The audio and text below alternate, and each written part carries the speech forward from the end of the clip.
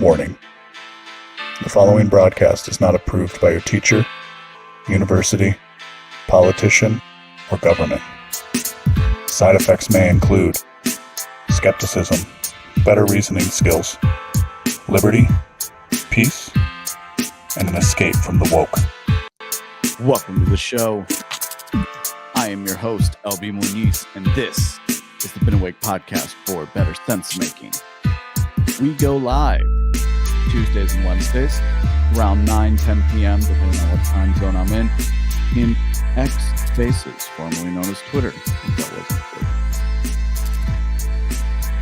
If you want to join the conversation, do me a favor, stop in one of these things late at night before you go to bed. I think it's moving in a cool direction. This is the real episode 100. I shouldn't have made such a big deal about it on the last one, but I was going to record something else, and the way things go. So this is the real episode 100. This is sometimes you are in.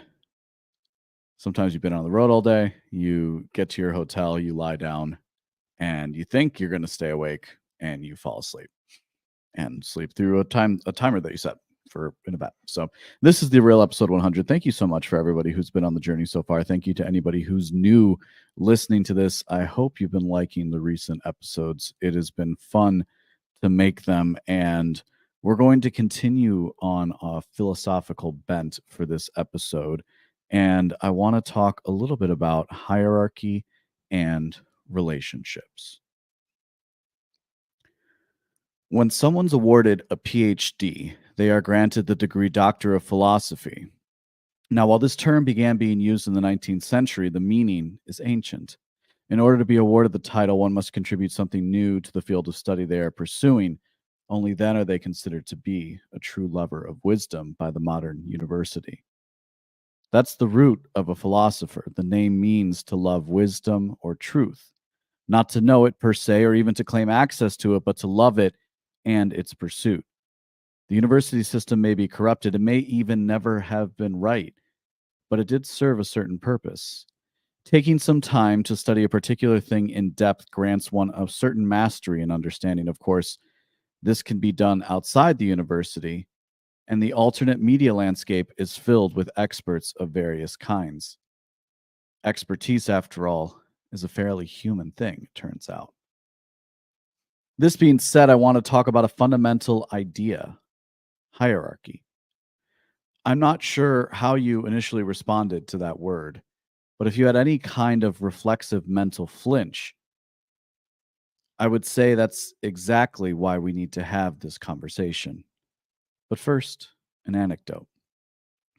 Once upon a time, I sat down for the meeting of a philosophy club, and in the course of conversation, we were raising different philosophical questions one could ask about a topic. The one I presented was what I thought was a particularly clever way of reframing a popular conversation at the time. The question of whether the government should subsidize birth control for women was one of those hot button issues.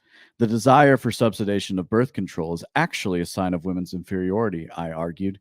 If feminism was about equality, women wouldn't want to be treated differently. And boy, did I think I was clever with that. It wasn't so much that I wanted to be. I can remember quite clearly how this was an attempt of mine to be a little more combative.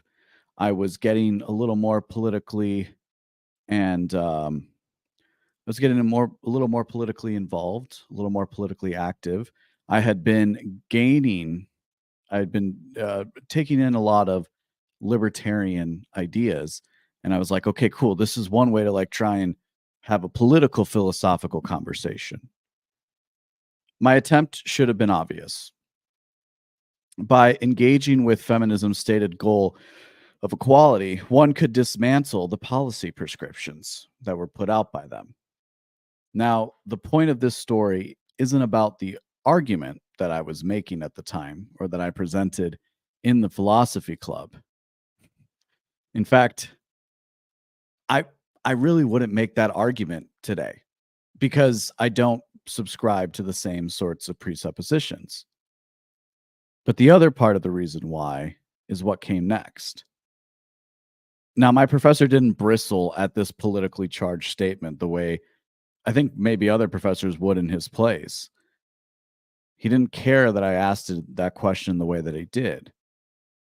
But he did offer me good advice on how to formulate a more philosophical question, like a strictly philosophical question. He suggested I try to rework the proposition to remove the charged elements that I knew I put in there.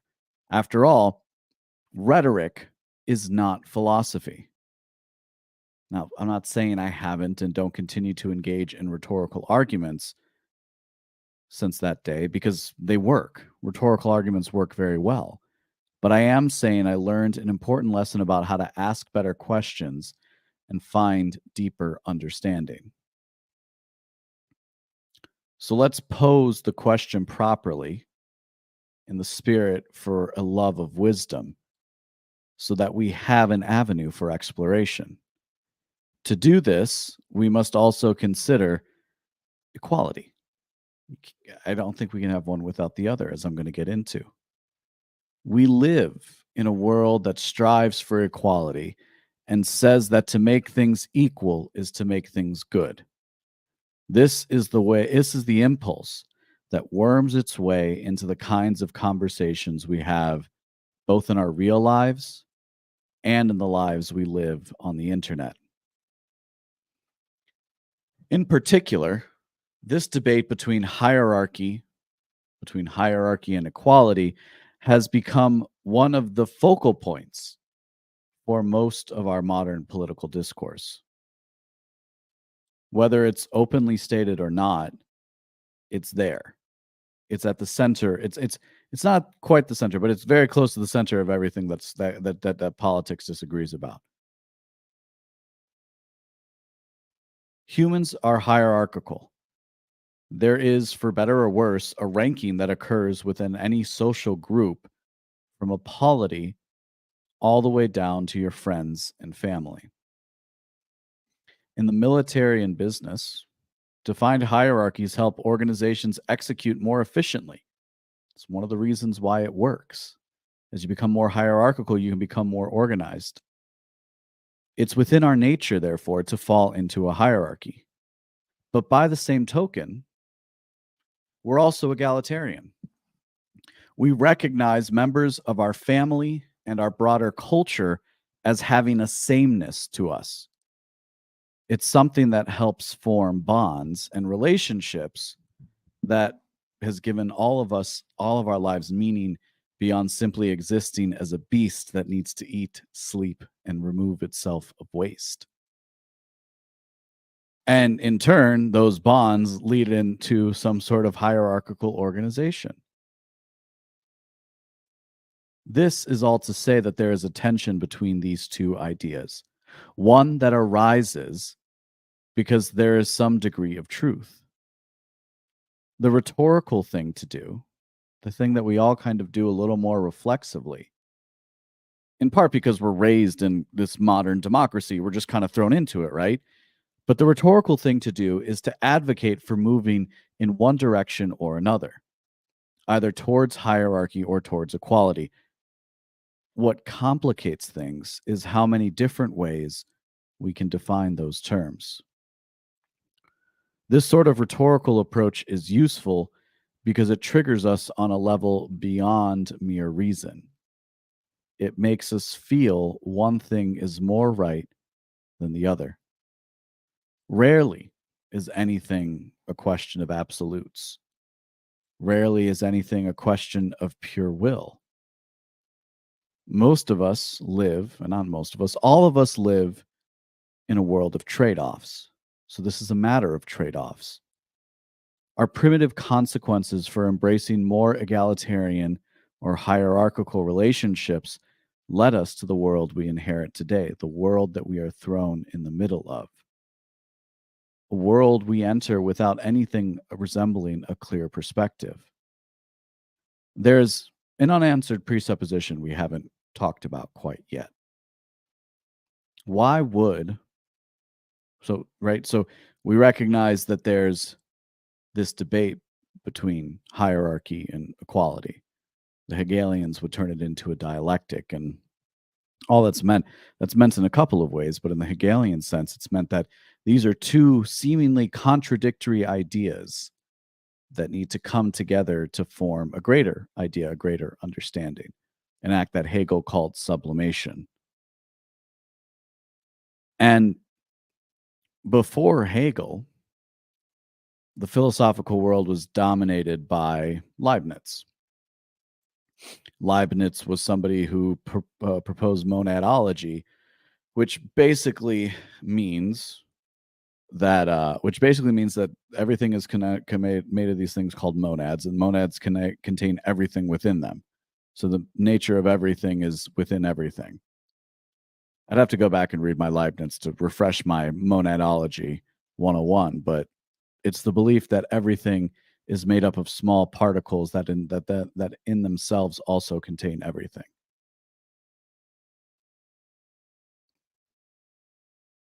I've talked about as well, of course, that there's more than just philosophy, even though we're doing a philosophical inquiry at the moment. And I think that good philosophy has to rely upon some sort of moral foundation of a kind.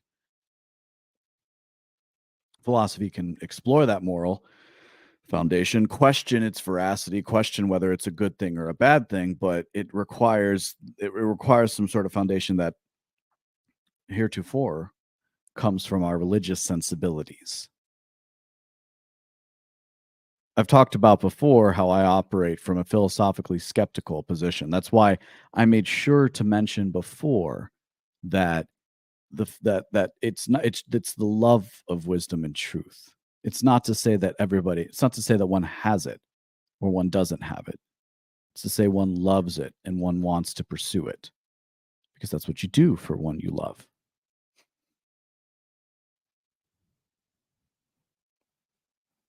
So why would one person want to advocate for one direction versus another? The reason, put simply, is that there's somebody, or many someones as the case may be, to influence.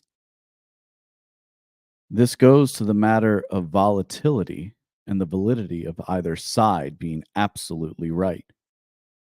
The need to influence others is demonstration of equality's appeal to our sameness, while the putting of one position above another is a demonstration, in turn, of hierarchy's necessity.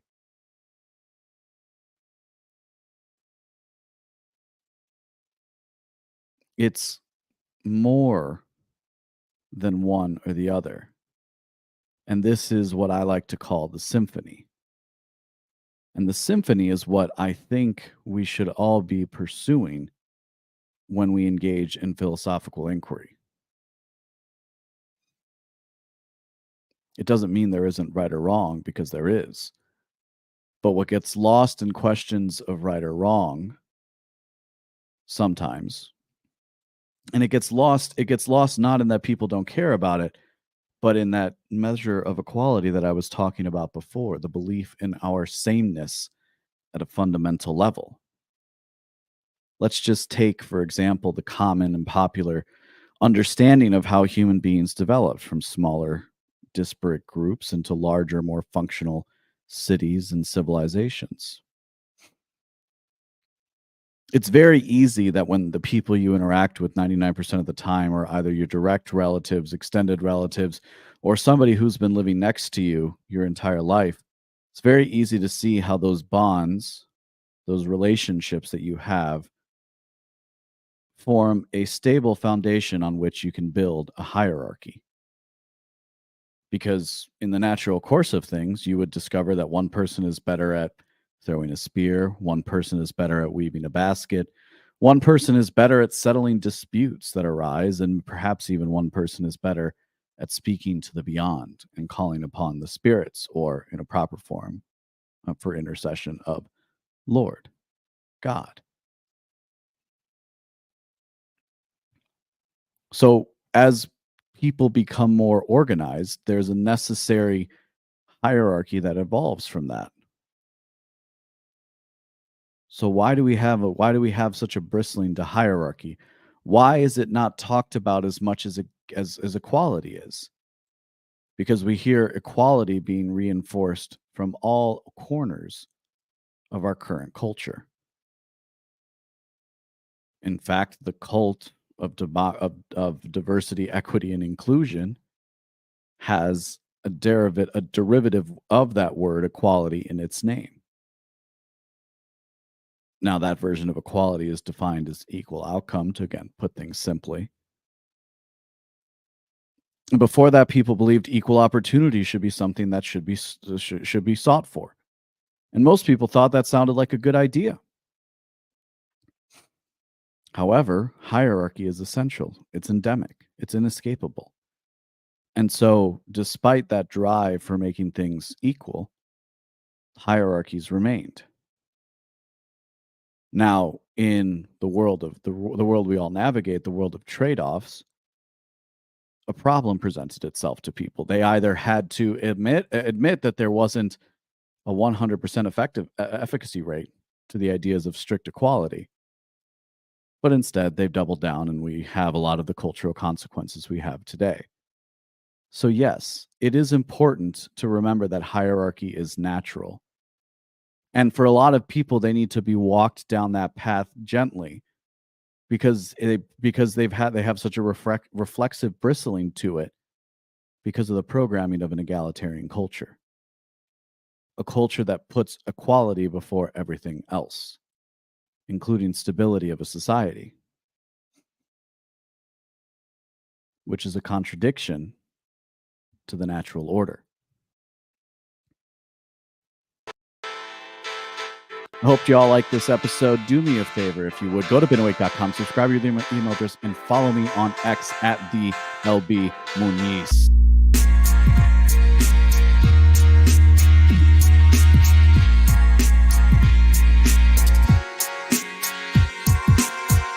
If you like what you heard today, go to binawake.com to subscribe for future updates. My name is LB Muniz, and I am not one with the woke.